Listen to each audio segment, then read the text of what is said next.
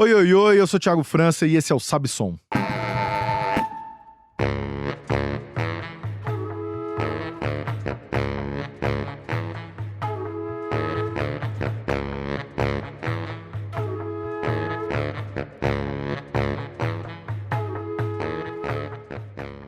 Sabe Som é um podcast, programa de rádio, toda sexta-feira às 3 da tarde, ao vivo na Rádio Brasil de Fato, no 98.9 FM, no seu aplicativo de streaming preferido e também no canal de YouTube e no site do brasildefato.com.br. Toda semana com um convidado especial, sempre falando de música e outros assuntos que orbitam o tema, arte, cultura, política, falando da vida, falando das carreiras, dos processos de criação e muito mais. Episódio número 106, olha, um dos mais esperados aqui. Ficamos esperando 105 episódios para acontecer esse encontro. Minha grande amiga pessoal, grande cantora, compositora Tulipa Ruiz. E o papo ainda contou com a participação especialíssima do Gustavo Ruiz, irmão da Tulipa, também grande amigo, grande músico, produtor. Falamos de absolutamente tudo nesse papo, realmente assim, de tudo. E assim, papo bom já começa meio da metade, né? Porque a gente já chega, já sai conversando nos corredores, vai emendando com o assunto que rolou por mensagem e tal. Então confere aí que esse foi mais um papo especialíssimo e lembrando que cada um desses episódios gera uma playlist com os artistas e as músicas citadas no papo e o link para a playlist você encontra na descrição do episódio no seu player de streaming preferido. Se liga aí. Tulipa Ruiz, você poderia repetir no microfone essa frase que você acabou de me falar aqui em off? Thiago do céu, você não acredita. Esses dias eu parei pra fazer, sabe o quê?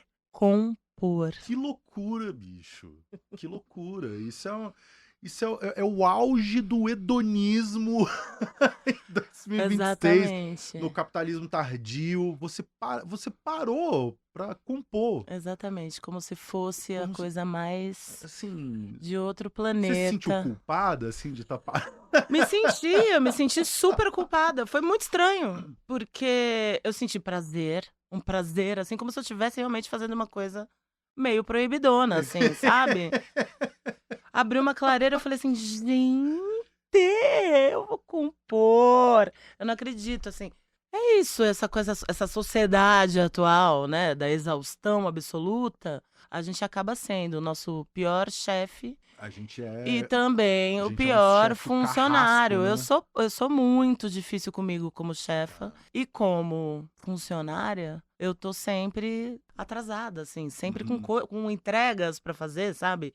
E exausta. E é isso, isso às vezes expulsa a gente do que é o mais primordial do que a gente faz, né? Então são nesses momentos que eu renovo os votos com o que a gente faz, assim. Mas assim, já polemizando. Nossa, já começamos, né? Já Oi, tudo bom? Oi, tudo bom? Tudo bem? Como é que você tá? Nossa senhora, Mas gente, me fala eu nem uma coisa, cheguei. tem saudade também daquela época, do começo, ali do Pedrinho, fazendo os vídeos do Pedrinho, lá no Estúdio SP, na Augusta, meia casa, também assim, tipo, vamos ali fazer um show e ver no que dá? Muito, assim, eu acho que a coisa do som, pra mim, na minha vida, o ofício da música, ele demorou pra virar um ofício. Sim, então, por isso que eu queria saber. Então, exatamente. Então era um negócio realmente que eu só curtia, era só legal. Era só legal. Aí eu acho que o jogo virou quando veio o primeiro disco, assim. Já veio cedo, já em 2010 ali com Efêmera.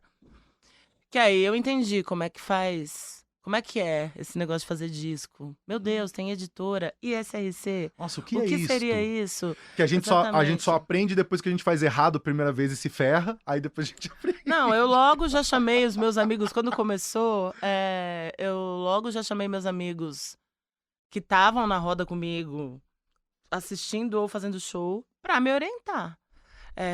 Eu comecei com o Gustavo ali comigo, que já era um músico profissional. Qual e já Gustavo? tava. Que tá aqui do meu lado e que veio tomar café com a gente. Veio tomar café, né? Só café. Será que você vai conseguir não conversar, Gus? Claro que não. A gente já chegou falando um monte. Não, dá um alôzinho, por favor. Gente, fiquem à vontade. Eu quero que vocês se sintam muito à vontade. A gente vai conversar, todo mundo.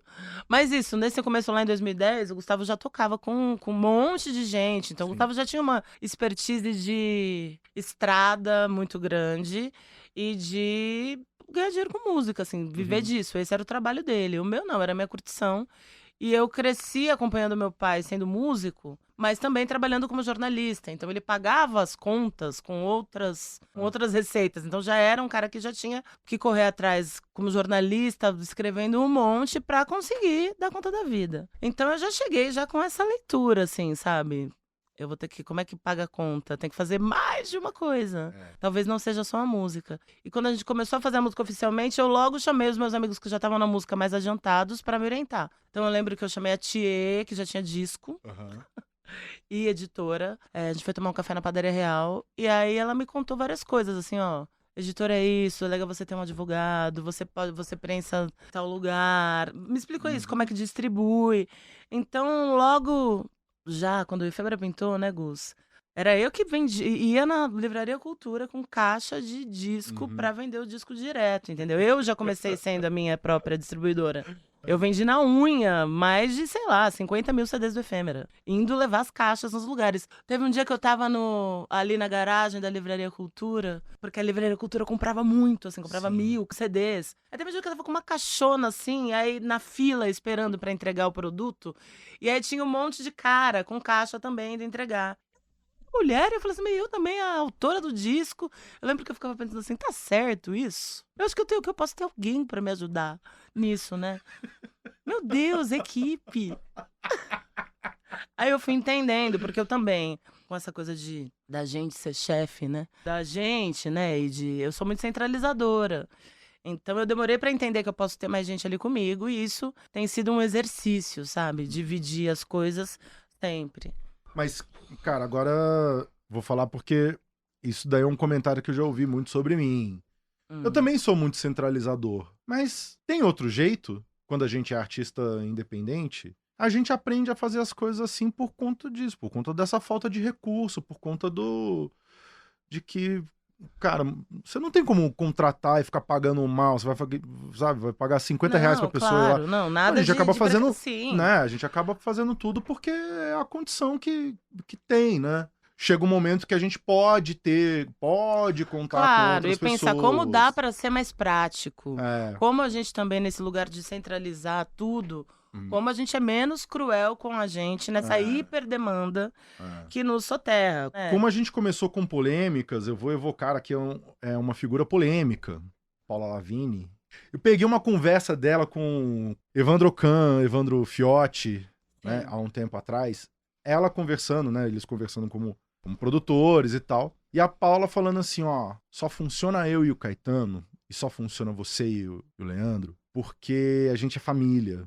E porque é uma coisa que a gente faz junto, um pelo outro, é pela família, porque assim, no papel, essa conta, essa matemática, ela dá ruim. Você encontrar essas pessoas que acreditam, que estão junto e tal. Temos aqui uma parceria de muito sucesso entre vocês dois que são irmãos e tal, porque muitas vezes, e especialmente o primeiro passo, que é o do bastidor, o que ainda não tem grana, o que ainda não tem estrutura, é alguém que tem que estar muito fechado com você pra essa pessoa dar esse passo junto, né? Tem que estar muito fechado, sim. Né? Então é isso, é uma coisa que, assim, no papel, né, na ponta do lápis, essa conta não fecha muito bem, né? É isso, acho que agora você já tem que começar com métrica. Tá diferente. Experimentar virou um risco, entendeu? O tempo não deixa.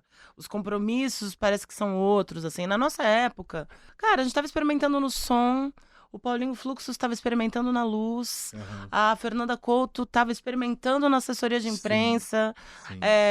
A Eloy Dari estava experimentando como empresária. A gente teve esse momento de pessoas começando juntas, no risco. O risco, ele virou uma coisa muito... A gente não se arrisca mais, né? Curadoria de baixo risco, festivais de baixo risco, casas de show com baixo risco. Então você tem que ter métrica para circular. A gente deu uma sorte de ter esse respiro de poder experimentar nos lugares. Da potência dos encontros levarem a gente a trampar junto, a fazer som junto, né? Você lembra muito de vários encontros que não eram pra uma coisa virar já comercial. Nossos encontros, eles não eram comerciais. Não tinha essa pretensão. Não tinha. Então eu acho que a gente teve essa sorte. Essa sorte de ter bons encontros e é uma galera que se fortaleceu mesmo em bando. E assim, por conta disso. E o momento certo, né, cara? Claro. Assim, não querendo desincentivar ninguém que vai fazer isso um pouco mais tarde. Agora, depois dos 40 também é complicado, né? O tempo, ele vai... O tempo custa mais caro hoje em dia também, né? Sair de casa pra arriscar fazer alguma coisa significa menos tempo com a minha filha, né? Tudo tem mais... Enfim, tem obstáculos, tem mais questões, Não, né? eu enxergo isso, compreendo isso que você tá falando, ao mesmo tempo que a gente tem que lutar contra isso. Eu acho que o ser jovem há mais tempo, né, o tal do Smells Like Teen Spirit, que a gente pode ver, né, no Donato, no Macalé, surfar no tempo de uma outra maneira. Desfrutar realmente do tempo e exercitar outras velocidades. Eu acho que esse é o nosso desafio. Não deixar que esse tempo, que é o tempo da entrega, o tempo do corre, que ele seja outro. É outro, né? O tal do tempo rei. Eu lembro que essa coisa esse último show do Gil maravilhoso, e viva Gil e sua árvore, sua existência. Mas eu fiquei incomodada, por exemplo, com o nome da turnê. Tempo Rei, a última turnê. Se o tempo é rei, essa turnê ela é infinita, ela é circular, ela é atemporal, ela tá o tempo todo. Então, acho que esse é o grande barato. A gente entendeu o atemporal, o circular, as outras velocidades. Porque o tempo do relógio, o tempo das redes, o horário comercial... Se a gente ficar sendo controlada por esse tempo, a gente vai enlouquecer. Exatamente, a gente tem que se ligar no tempo da sua filha. No tempo da água fervendo, no tempo do quintal, no tempo dos encontros. Então, meu desafio é esse, assim, sobretudo agora que eu tenho tido outras elaborações com a passagem do meu pai, que era um cara que desfrutava do tempo, que ia nos lugares, que era presente no agora. É isso que eu quero. Muito, né, cara? Ele tava nos shows todos, ele tava sabendo sempre do que tava rolando. Sempre que tava rolando com você.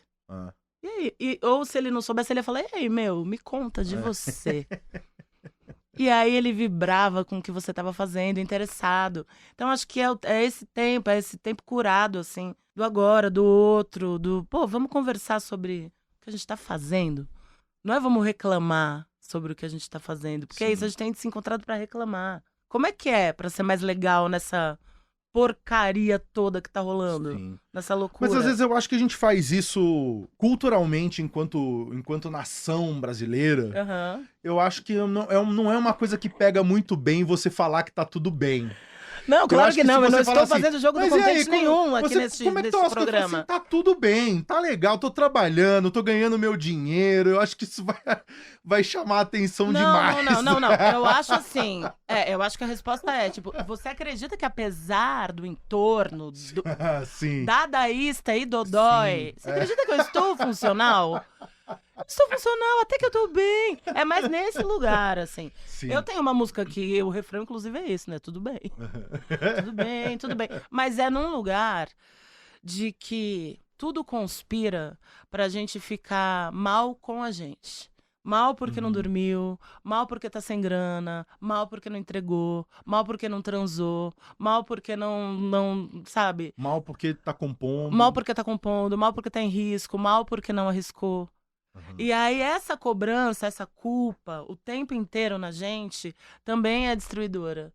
Então esse tudo bem vem num lugar de tipo, a gente precisa ser mais generoso com a gente. Tá tudo muito ruim pra gente também se machucar. A tendência é que a gente se destrua também. Isso é um projeto. Que a gente se destrua também, que a gente se medique, né, o tempo todo. Com certeza. Então esse tudo bem é da gente com a gente, assim. É a coisa do espelho do Oxum, assim, sabe? Olha pra tua força. Então, exatamente, se liga em você, porque é a sua maior tecnologia. É isso aí. Pra vocês que não estão tendo esta visão aqui, Tulipa Ruiz veste uma camiseta um bloco daqui do bairro aqui chamado Charanga do França, do ano de 2018, que ela mesma desenhou. Espetáculo. Essa é das favoritas. Que legal! Porque eu acho que justamente tem uma coisa não carnavalesca nela Uhum. que acrescenta camadas, né? Que interessante, que demais. É isso, o Thiago me chamou pra fazer uma das camisetas, né, pra desenhar a camiseta do ano de 2018. Eu fiquei muito emocionada, porque eu sou muito apaixonada pela charanga, acho demais. E um convite pra desenhar a camiseta, eu fiquei muito emocionada. Eu adoro convites gráficos.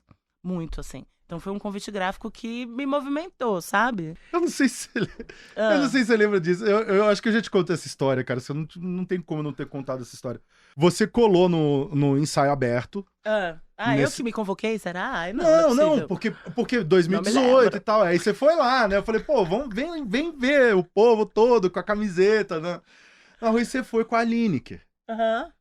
Brincamos o carnaval bem muito nesse ano. E aí, o Nelson vai colaborar aqui com a piada, senão não vai ter piada, Nelson. Eu vou bater de propósito aqui.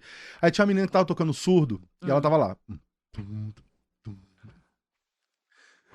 Aí ela viu você, a Lineker, ela tava tocando e fez assim: França, a Tulipa e ali.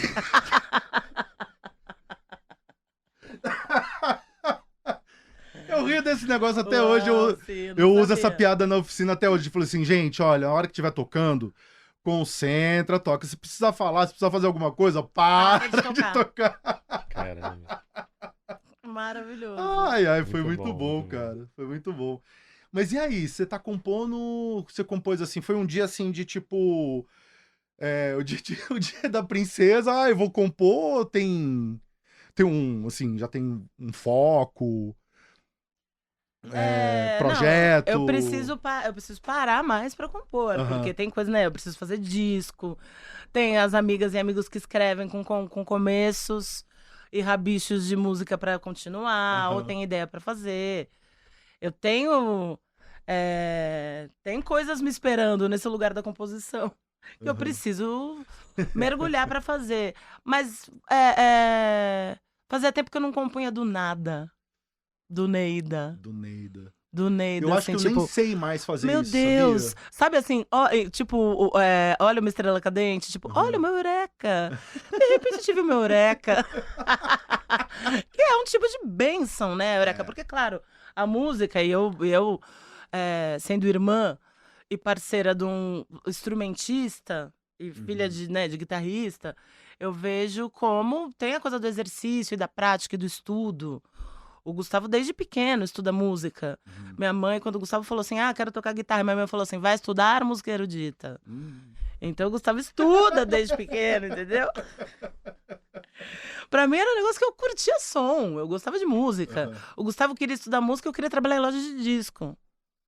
Então eu sempre achei que a música pra mim fosse ser um lugar mais como jornalista, como curadora de festival, ou então eu que ia fazer as camisetas da galera. Pra mim era mais esse lugar a música pra mim, do que eu fazendo música, sabe? Eu acho muito louco, porque eu sei disso, porque a gente já conversou disso.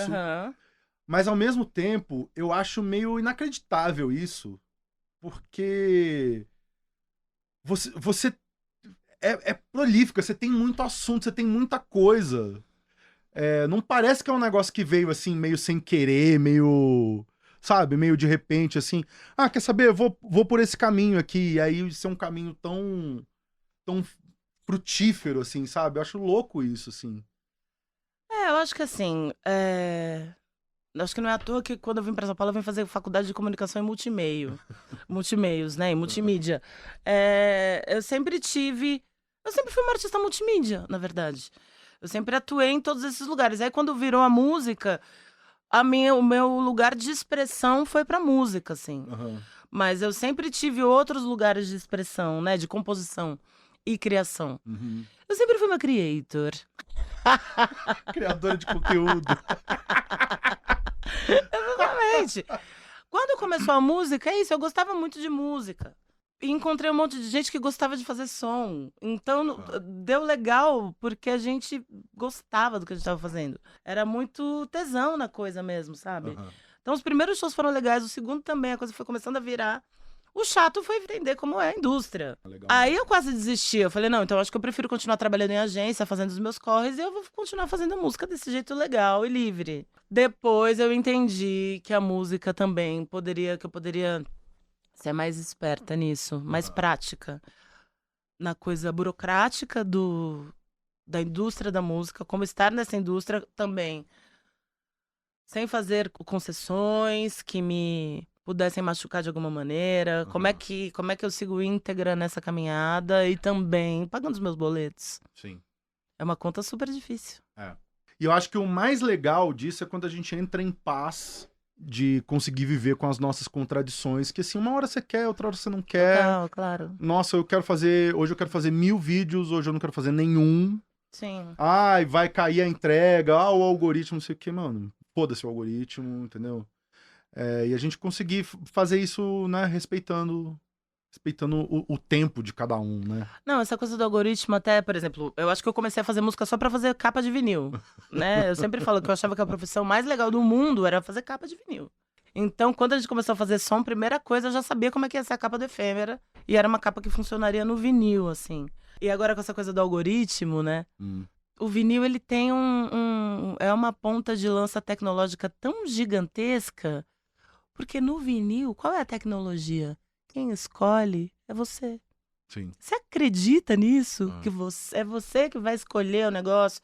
Não é o algoritmo que foi alimentado por um impulsionamento, que é o jabá contemporâneo, que vai entregar um negócio pra você, que não é o destino. Não é a beleza do acaso. É ali o capitalismo e te entregando coisas para você consumir porque foram pagas. O algoritmo, ele não decifra os seus mistérios, entendeu? Não tem nada a ver com subjetividade. Com certeza. Subjetividade é outra coisa, né? Então, eu acho que toda hora pensar, relembrar isso é o que me faz continuar. Mesmo as métricas disso sendo muito menores. Mas cada pessoa que se afeta por isso, ela vai ficar nisso a vida inteira, assim. Isso vai ficar ecoando. É uma outra qualidade de presença. O algoritmo, ele tem a característica de dispersão. Sim. E eu acho que a gente que faz música, que trabalha com música, a gente trabalha com presença. É um outro lugar da comunicação, entendeu? Como é que nesse contemporâneo tão disperso, como é que a gente fica presente? Né? Que pulo do gato é esse? Pra te tirar do automático, da dispersão, do corre e fazer alguém desfrutar de um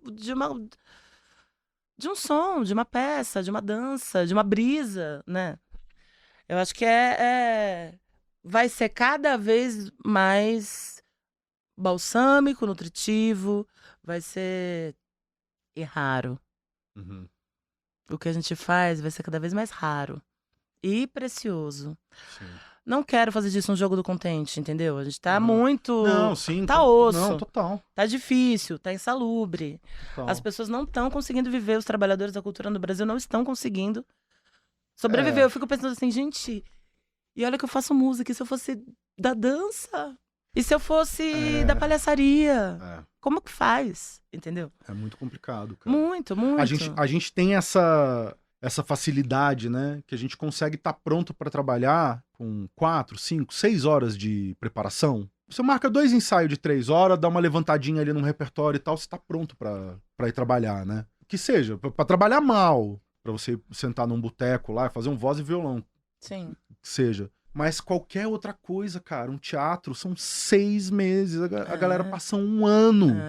Em processo. Um ano, 365 dias de porta fechada, bicho. Como é que sustenta um negócio desse, cara? Como é que sustenta? Né? Até o carnaval também eu fico vendo, né? Eu recebo muito mais notícia disso. E a galera falando assim, pô, mas o carnaval virou agora... Tudo agora é plataforma, agora tudo é marca. Você vai no bloco, só tem marca, não sei o que e tal. Eu falei assim, cara, se não for uma marca, quem que vai bancar isso? Quem que vai me fazer existir durante um ano de porta fechada? Públicas para né? isso, sim. Então, assim, tem que ter a marca porque o Estado não vai fazer isso. As pessoas não querem que o Estado faça isso, né? Apesar de que o Estado com 99 99,1% do dinheiro administra muito mal o dinheiro. Aí o 0,8% da cultura, os caras viram e falam, não, tem que gastar esse dinheiro com educação, com saúde. É louca, né? Assim, os 99 não estão dando conta, quem vai salvar aqui é o 0,8, né?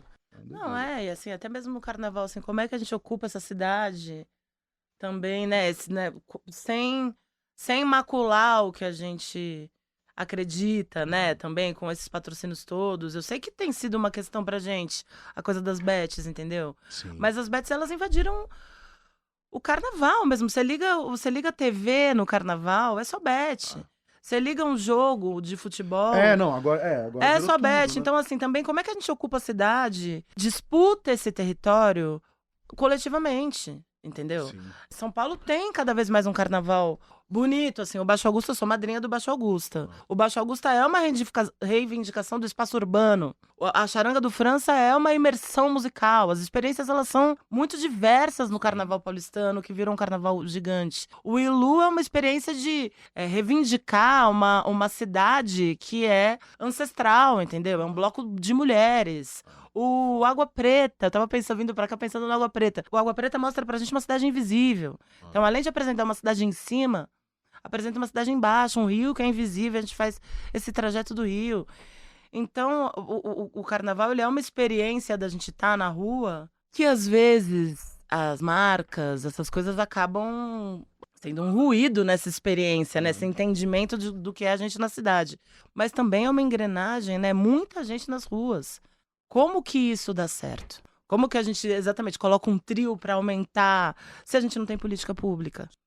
A gente tem que falar, então, mais do carnaval e dessa experiência de transformação social e de catarse que o carnaval tem, para a gente chamar mais política pública, realmente, para o Estado cuidar mais desse carnaval. Exato. Para a gente ter que precisar cada vez menos de outros lugares para conseguir dinheiro para essa máquina virar, para essa engrenagem rolar solta.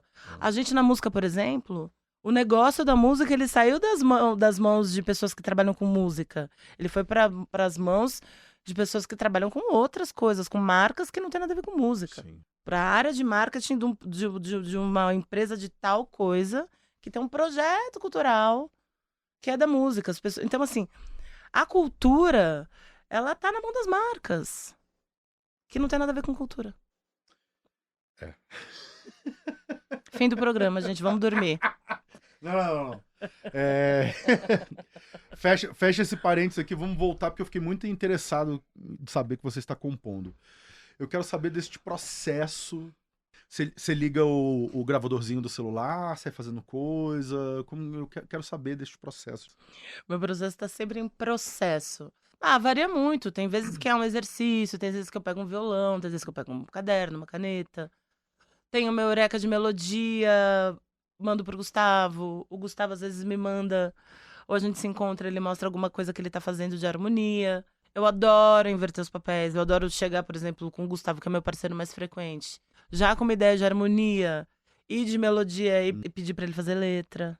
Essa troca de lugares na hierarquia, assim, né? No lugar esperado de que cada um atue na música, assim. Eu gosto de inverter. Quais músicas vocês fizeram isso? Por exemplo, deixa eu ver um exemplo. Víbora.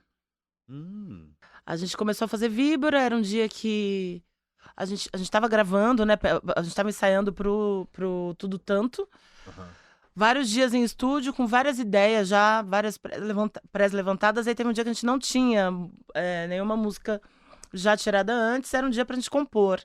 Ali, né, a gente fez isso com Víbora e com 2 cafés. De tirar som, fazer uma jam ali no estúdio e ver se saiu alguma coisa. E aí o Gustavo nessas foi pro baixo e começou a fazer um baixo soturno, que eu falei, eita, que eu não conhecia essa atmosfera nublada. Tava vindo de uma coisa solar, né?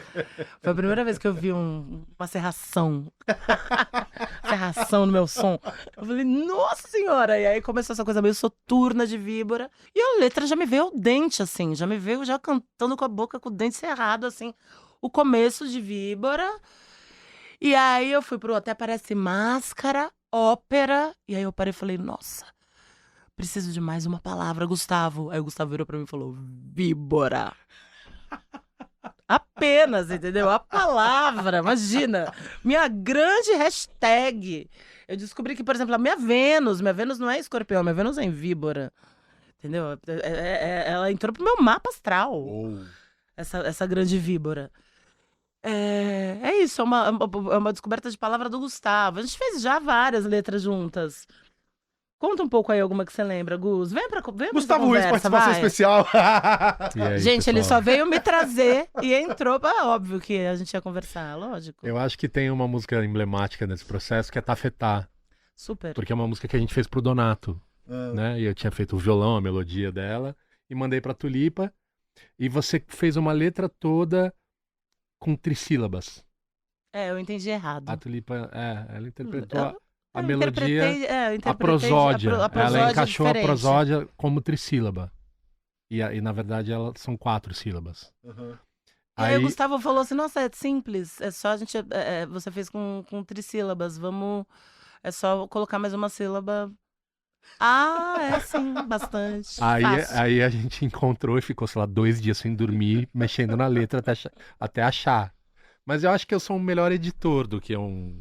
Não, Eu edito não. bem letra. A gente brinca bem. Tem uma outra que foi ótima, um dia ótimo, que a eureka foi, vou fazer uma letra com palavras homônimas, que escreve igual, mas os significados são diferentes. Ou também podia ser que escreve igual, a pronúncia é diferente, tipo game, gami. E aí eu cheguei em casa assim, gente, eu parecia o Chaves, assim, sabe, quando tá empolgado. E Gustavo... Tive uma ideia! A gente vai fazer uma música que são com palavras iguais e não sei o que. A gente passou o dia colecionando essas palavras, descobrindo, assim. Que demais. Molho, topo, que legal! Game, gami. Esse dia foi incrível, assim. Então a gente tem ótimos momentos de composição. Aliás, essa música chama como? Ela é interativa, você que decide. Você decide, Se é exatamente. game ou se é O que gama. você lê, se é game ou se é gami. Eu costumo falar game, mas eu gosto mais de gami. Ó a terapia aí, volta pra terapia pra decupar isso. Exatamente. Que demais, cara. Não, esse processo deve ser muito divertido. E você falou, e esse era um assunto que eu queria trazer aqui. Você sacou muito a onda do Donato, né? Deu muito certo, deu muito match, né? Deu muito match. Foi Deu muito legal. Muito. Muito legal. A gente parecia realmente amigo da 4ª série, assim, amigo de infância. Primeiro, ele faz passarinho pintinho igual, fazia igual eu. Coisa mais linda. Então, assim, a gente já tinha isso. Só isso já era, tipo, o fechamento absoluto. E o João, assim, o cara mais elegante que eu já vi na vida. Que sorte a nossa poder encontrar o João. Acho o nome lá do disco que ele fez com o Macalé, A Síntese do Lance, a explicação absoluta desse cara. Ele tinha a síntese do lance, assim. Uma elegância, sem ser... Um poder de síntese mesmo, assim. Sem ser complicado, entendeu? Você tem toda uma vida para escolher uma nota e você escolhe a melhor. Entendeu? O Donato, ele não precisava falar muito. E eu que com ele também atuei como letrista de algumas coisas que ele me oferendou. Gente, é como se você colocasse letra em um trem acolchoado, com 1000 fios, assim, que tá ali esperando a sílaba. É muito fácil fazer letra pro João, é muito gostoso. Ele é muito generoso. É uma musicalidade que, além de ser muito elegante, ela é muito generosa com o outro, né? Vocês sabem, gente, vocês já tocaram com o João. Tocar com o João não tem nada mais gostoso do que tocar com o João, assim, né? Fala um pouco da sua experiência como instrumentista. Ele tem uma inteligência musical muito profunda na simplicidade. Na simplicidade, Porque se você tentar emular, não rola. Mesmo assim, pianistas super, né, que tocam pra caramba, tem uma coisa dos voicings e da inteligência dos encadeamentos, assim, que só o Donato. Só o Donato, Só. E o tempo do cara, né? Tipo, é maravilhoso. Tem uma... Presente da vida, assim. Presente da vida, chegar assim. perto. E a gente foi na despedida dele lá no Municipal, no Rio, né? E aí, tava todo mundo lá se despedindo dele e tal, e aí ele foi embora, né, já o velório tinha acabado, foi embora pra ser enterrado. E aí fechou a porta do carro que tava levando o caixão. E aí passou um ambulante em frente ao municipal, devagarinho, falando, sabe o quê? Água! Que é o que o Donato falava no fim, quando ele queria terminar todas as músicas. Porque as músicas do Donato, elas poderiam ser infinitas, né? Sim. Porque elas eram circulares. E aí, o combinado do João com a gente, ele tava ali tocando, tal, ele virava pra gente e falava, água! É. E a música acabava. Então, eu pude viver isso. Tava eu e o Lixote, assim, na escadaria do municipal. E aí, passou esse ambulante em câmera lenta, porque a gente ficou vendo a cena, né? O Donato indo embora, a gente ali, vendo o Donato ir.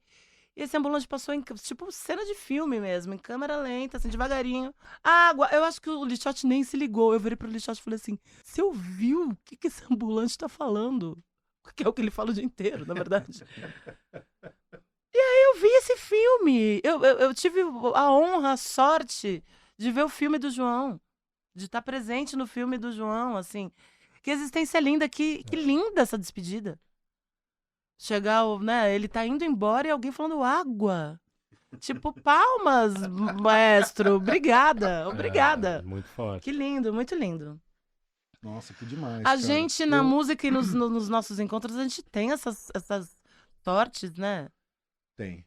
A gente dá uma sorte de vez A em gente dá uma sorte, imagina, gente. Olha, Thiago, a gente se encontra pouco, mas a gente já fez poucas e boas, hein? A gente fez turnê com a orquestra, entendeu? Shanghai Orchestra. A gente ganhou esse presente de viajar com os caras e ficar improvisando com eles. O Marshall Allen fez 102 anos agora. 102 anos agora e a gente foi o ano passado na Tocando. Filadélfia, na casa dele, visitá-lo. Vocês foram lá? A gente foi na casa dele, onde o Sanha morou, a casa que o pai do Marshall deu pra ele. Eu não tinha essa informação. Pois é, a gente foi lá. A gente foi lá em Philly, lá no bairro deles. A gente ia pra Filadélfia. Não, deixa eu só fazer essa introdução Por aqui favor, agora, faça. porque tudo começou com uma sessão lá na Red Bull Station, a gente fazendo o disco do Rodrigo Brandão, Outros Barato, numa session que estávamos nós lá com Jussara Marçal, Marcelo Cabral e Pupilo de batera, e esse é um dos tripés ali do disco, que foi rendendo encontros, e aí Sim. calhou da gente fazer esse encontro com a galera da orquestra, né? O Elcio, que é o percussionista brasileiro, que é quem cuida das coisas lá hoje em dia. Beijo, Elcio. E Marshall Allen, né? Que tá quase desde a formação da orquestra. Exatamente. E tem essa história, né, que eles contaram pra gente, que o Marshall ele era muito vida louca, e o pai do Marshall vendeu a casa pro Sanha por $1. Por $1, exatamente. Passou a escritura, falou assim, pra ter um lugar pra eles morarem, pra ver se baixava a bola ali, o filho dele teria algum lugar pra se assentar. Dito isto, então, vocês... E a gente foi lá, e Marshall lá, com um show pra fazer, assim, ele tinha show depois de uma semana em Filadélfia, na Filadélfia mesmo, mas eles iam pra Washington, eu acho. Recebeu a gente lindamente, mostrou pra gente umas ferragens de bateria que ele tava arrumando, né? Ele começou a contar pra gente da reforma da casa. Olha que coisa mais linda, assim. Uma casa que o morador tem 101 anos, que mora lá desde os anos, sei lá, eles devem ter ido pra lá em 68, né? Eu acho que eu acho que um pouco antes. Antes até. 58, talvez. 58, olha só. Entendeu? Que onde o Sanha morou e... O Marshall, assim, eles tinham voltado da China. Tinha tido o turnê da Sanha na China. Recebeu a gente lindamente. A casa é muito especial. É um lugar onde eles fizeram todos os ensaios. E onde alguns moram, né? Os caras ainda moram lá, né? Exatamente. Ainda moram lá. E foi uma honra, foi um privilégio gigantesco pra gente ir lá. Que doideira. E ele é amarradão em trocar ideia, o Marshall, né, Gus? Super, ele tava com roupa de show pra receber a Tulipa. A gente chegou lá. Ele se trocou.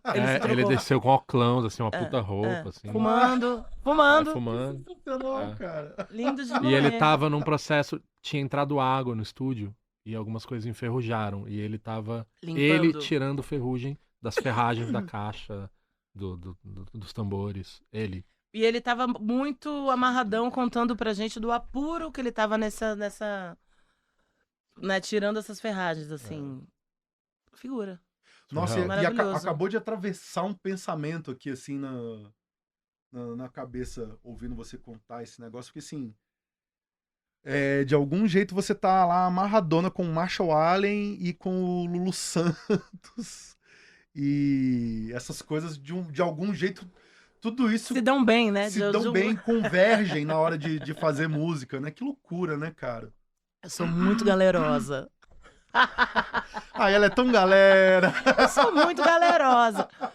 Gente, o Lulu, amor da vida, assim. Muito. O Lulu a gente é muito conectado com o Lulu, né? Eu, o Gustavo, o meu pai era demais também. Meu pai falava Luiz Antônio e Luiz Maurício, os dois Luiz, né? Guitarristas, tem essa sintonia, assim. O Lulu já tinha, antes de fazer música com ele já tinha ido no meu show em Salvador. Foi a primeira vez que a gente encontrou o Lulu.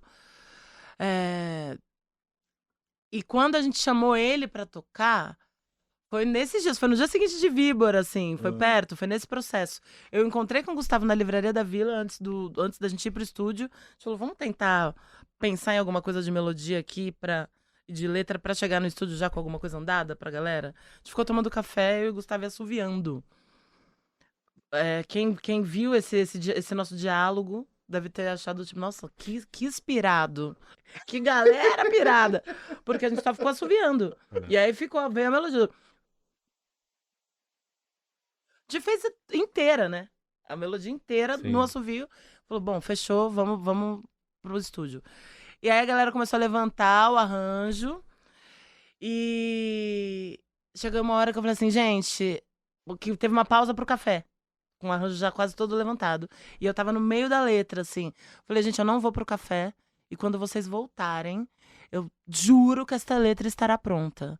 E aí a galera foi pro café, quando voltou a letra tava pronta. E o nome chama Dois Cafés porque ela foi feita entre dois cafés. Só que quando a letra ficou pronta, quando ficou tudo pronto, a gente entendeu que era a cara do Lulu. Vamos mandar essa música pro Lulu? Não foi uma coisa tipo, vamos chamar o Lulu. A música falou... né? Não era uma ideia que tinha na cabeça, não tinha a menor pretensão de acontecer. Simplesmente escancarou, assim. Gente, é o Lulu, como é que faz pra falar com o Lulu? Arrumei o e-mail do Lulu. E depois pensei, como que é o título de um e-mail, né? Pra um medalhão da música, falando pra participar do disco. Aí eu fiquei horas pensando, qual é o título? Como é que o cara vai abrir? O que eu escrevo? Aí eu escrevi, Lulu no meu disco novo? É o título do e-mail. Ele respondeu rapidamente falando assim, boa ideia. E a gente combinou de gravar e tudo mais. Foi maravilhoso, ele arrasou. É importante demais ele nessa música. Depois, ele me chamou pra gravar com ele. Uma cena nos Homens São de Marte, é pra lá que eu vou, da Mônica Martelli. Que era um filme sobre uma figura, a Mônica Martelli, que fazia casamentos, mas não encontrava o amor da sua vida. E o sonho era casar. E no casamento dos sonhos dela ia ter show do Lulu Santos. Aí durante o filme, ela vai tentar bucar o Lulu pra um casamento que ela tá produzindo. Aí o Lulu fala pra ela assim, querida, eu não faço casamento. Querida. E aí, lógico que no fim, no grande finale, tem ele cantando Apenas Mais Uma de Amor no casamento da mulher. E quando convidaram ele pra fazer esse filme, ele falou, eu topo, mas tá Tully pra cantar comigo. Então a gente gravou Apenas Mais Uma de Amor e no final do filme, imagina, minha estreia no cinema foi com o Lulu nesse filme, assim, cantando nesse casamento. Então, assim... Essa música é maravilhosa. Nossa, eu só agradeço esses encontros tão especiais. O nosso encontro com o Lulu é muito especial, assim, muito. Ele tinha a maior conexão com meu pai, muito sintonizado, assim, com a coisa da guitarra. Tem pra caramba com o Gustavo. Acabou de trabalhar com o Gustavo agora também no disco da Lineker, né? Você pode falar um pouco disso, assim, que também foi um grande encontro também do Lulu com o Lineker e do Gustavo no processo do Caju, e desse reencontro, né? Você chamando o Lulu mais uma vez pra fazer uma coisa junto. Ele é um cara muito gente fina e é um mestre da canção, assim, gigante, né? O Lulu é gigante. A sessão que ele mandou pra gente de Apenas Mais Uma de Amor é de chorar, assim, ouvir as coisas dele soladas, assim, é maravilhoso, muito foda. E muito generoso, e é sempre gostoso encontrar com ele e ficar falando de guitarra. Ele tem 1000 guitarras e conhece profundamente. E o Lulu é um cara gente finaça, assim, sabe? Tipo... Mas o que eu acho sensacional é isso, porque eu vejo essas conexões todas, assim. Sim. De ser um som pop, hoje em dia é foda, assim, né? Porque tem muita coisa pop, assim, que é muito infantil, né? Mas fala que é pop adulto, hoje adulto fica parecendo que é outra coisa também, né? Mas, assim, tem uma maturidade, assim, né? Tem uma coisa que eu acho que é o mais interessante do pop, essa coisa que o Donato tem também, né? Que é o poder de síntese, né? Total. A mensagem que, assim, ó, sem não tem aresta, é muito direto, pega muito bem, e com esse pouquinho de Sanha ali também, que não tem medo, né? De fazer um negócio aqui que não tá muito no script, que não seria o óbvio, não, né? Posso dar um grito aqui no meio, tá tudo bem também, vai dar certo, né? Nossa, muito maravilhoso esse lugar, assim. Né? Eu fiquei muito... Porque, por exemplo, até mesmo essa coisa de rodas de improviso, às vezes a gente pode se sentir um pouco acuado, entendeu? Na coisa das técnicas, das abstrações, que também podem virar muito lugar comum, né? Demais. Demais. Você pode... Chega uma hora que você fica saturado de improvisação livre, entendeu? Essa roda com a Sanha, com a orquestra, é o livre do livre do livre, no sentido mais bonito que esse encontro pode ter, entendeu? Porque foi uma parada muito coletiva.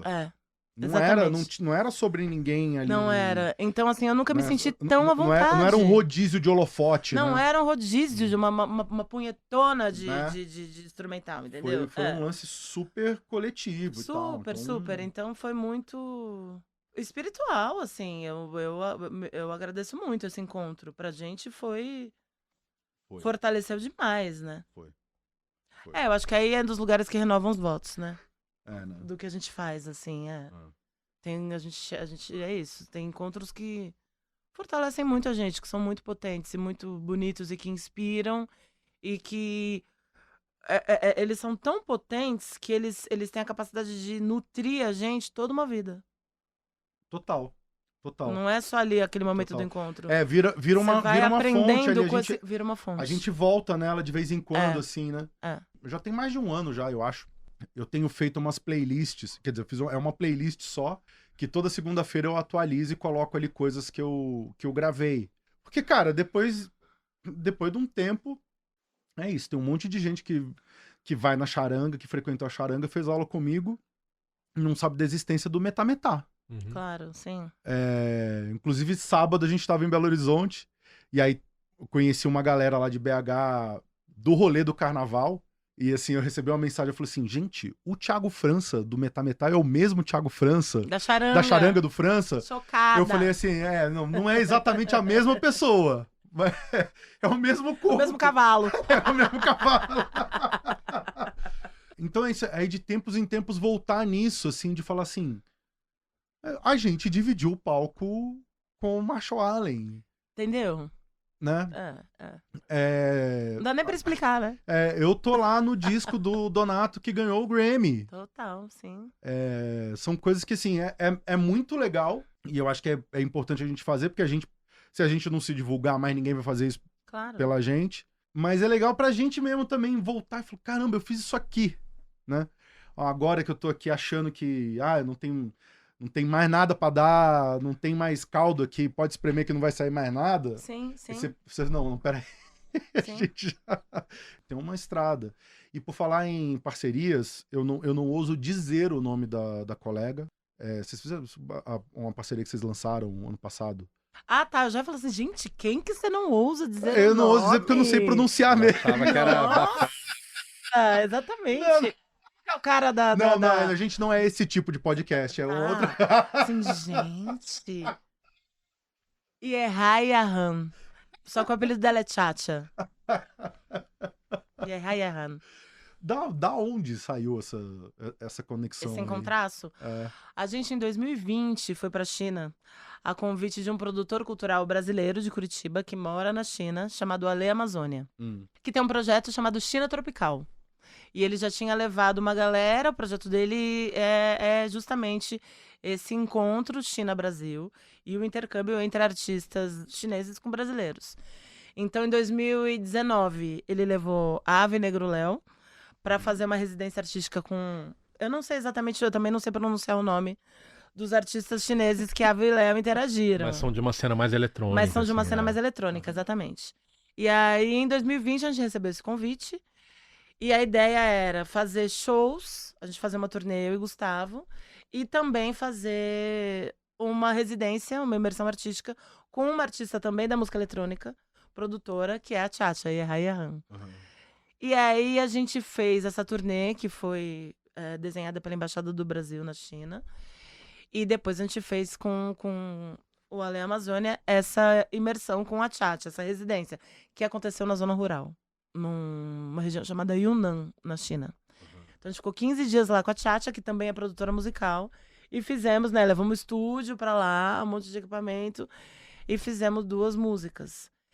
E nessa ida eu fui com o Felipe Franco, que é videomaker, cineasta, pra filmar esse trânsito de planetas, né, entre os planetas.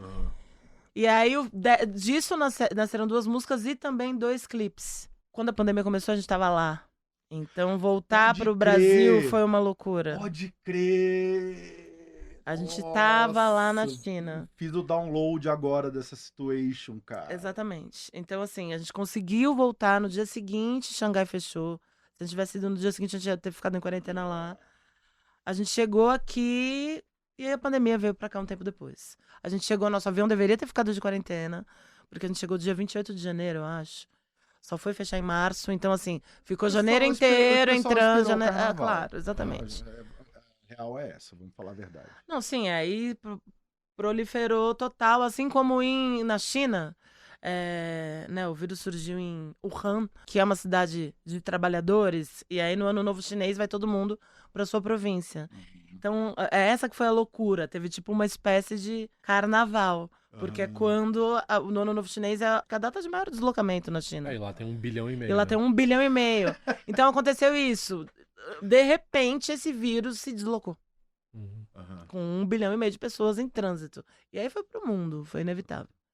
Enfim, tudo isso pra dizer que a gente fez essas 2 músicas e filmou um monte de coisa, mas foi atropelado pela pandemia. A gente demorou muito pra voltar nesse material, porque a vida seguiu do jeito que era possível. Depois a gente foi retomando nossas coisas aqui. Nossa experiência na China, ela foi atropelada e soterrada. E aí passaram-se alguns anos, sei lá, 3 anos, quase 4, o Fih montou os clipes. Quando ele montou os clipes e mostrou pra gente, eu até chorei, porque eu falei, gente, a vida soterrou essas memórias. Foi tão incrível, tão maravilhoso. Vamos colocar isso no mundo. E aí, nesse movimento de lançar esses clipes, também começou o movimento da gente voltar pra China pra mostrar esses clipes, pra encontrar a Chacha, pra fazer novos shows, pra reencontrar pessoas. E aí a gente acabou indo e também pensando em fazer o Fih foi de novo com a gente. Então a ideia também é um documentário sobre esse encontro, que a gente segue fazendo aqui esse ano. E a ideia é, cada vez mais, a gente ter esse diálogo, entendeu? Com a China e com chineses, que às vezes a gente parece tão distante, mas a gente tem tanta coisa pra conversar, tanta coisa que é tão perto, assim, que a gente até chama de sincronicidades. E a música, eu acho que essa música com a Chacha que a gente fez, uma delas se chama Caule de Bambu. É tão bonita a transição de um idioma pro outro, ficou tão fluido, assim, é tão possível. Super. Esse nosso encontro, essa nossa conversa. Nem o mercado entendeu ainda. As plataformas são diferentes. São mercados que não dialogam. A gente não consome música chinesa e eles não consomem música brasileira. Eles não sabem nada sobre o Brasil, nem onde é o Brasil. Se é na África, se é na América Latina, se é na Europa. Não sabem quem é o Neymar, não sabem quem é o... Ninguém. Que sorte. E você acredita? É muito diferente. É muito diferente. A primeira vez que a gente foi, eu falei, bom, no Japão, quando as pessoas queriam muito vinil, já tinham vinil, a gente vendeu um monte de vinil pra China. Eu vou levar vinil. A gente foi tocar em Chengdu, que é a cidade do Panda. Cidadezinha de 35 milhões de É uma habitantes. cidadezinha com 35 milhões de habitantes. A gente chegou lá e a gente com uma malona de vinil. As pessoas nunca tinham visto um vinil na vida. Não sabiam o que era uma vitrola, elas não sabiam o que era aquela mídia.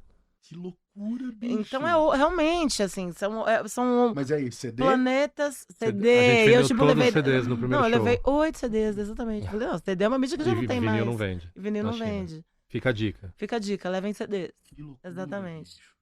Então isso, assim, foi até...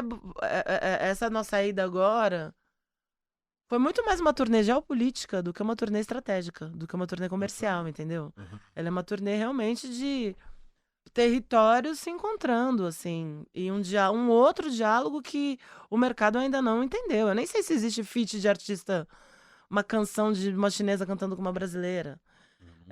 A gente está inaugurando essa conversa que é possível.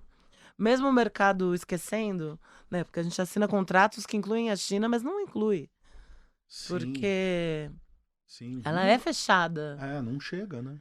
E a gente tá num momento, assim, que a gente fala muito sobre isso, assim. A China, ela tá num momento que ela tem um interesse, né, de se prospectar pro mundo como autora, Aham. né? Não é mais made in China, created in China. Uhum. E a gente teve um encontro autoral. São duas mulheres autoras conversando, independente do mercado. Aham. Isso é muito interessante.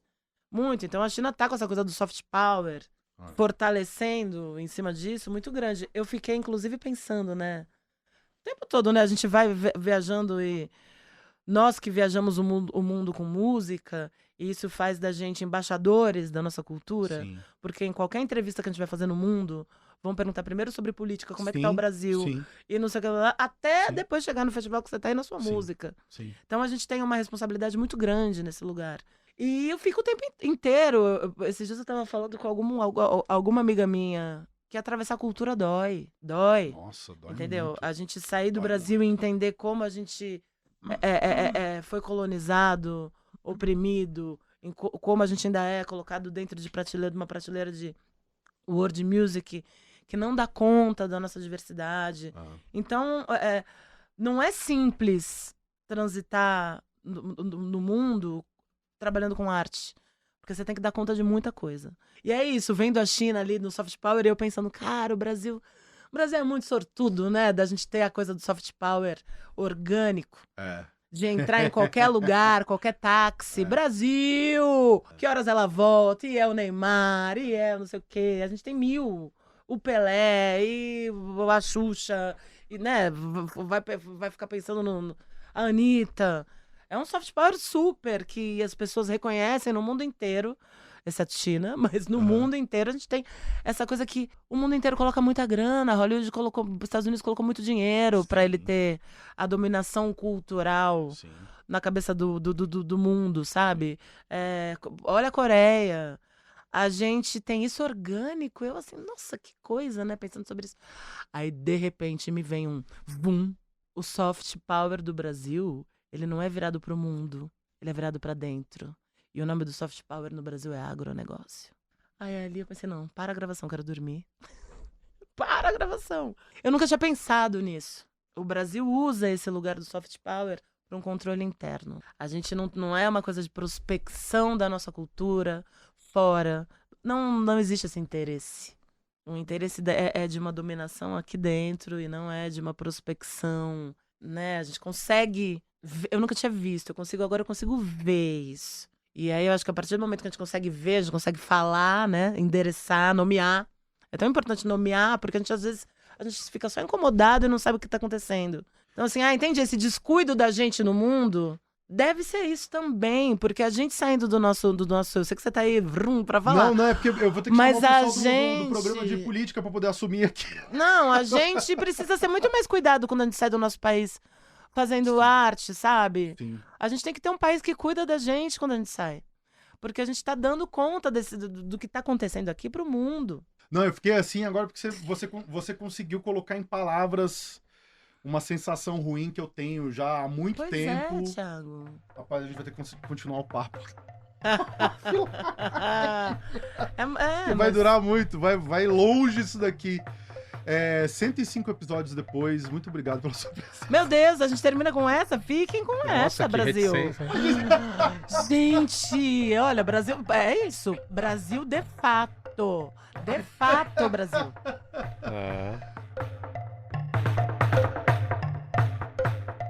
Encerrando mais um papo espetacular. Olha, valeu a pena toda a espera. Tulipa Ruiz, participação especial de Gustavo Ruiz. E o Sabe Som, que tem o roteiro, trilha sonora e apresentação minha, Thiago França, a direção é da Camila Salmásio, a produção é da Letícia Holanda, captação de imagem Marina Ortega e Otávio Gabriel, a técnica de áudio e sonorização é do Nelson Calura, do Adilson Oliveira e da Lua Gattinoni, e a identidade visual é do Rafael Canoba. Aqui no Brasil de Fato, a coordenação das redes sociais é da Rafaela Cury, a coordenação de jornalismo é da Munize Ravena e do Lucas Stanislau, e a direção executiva é da Nina Fidelis. É isso aí, valeu e bons sons!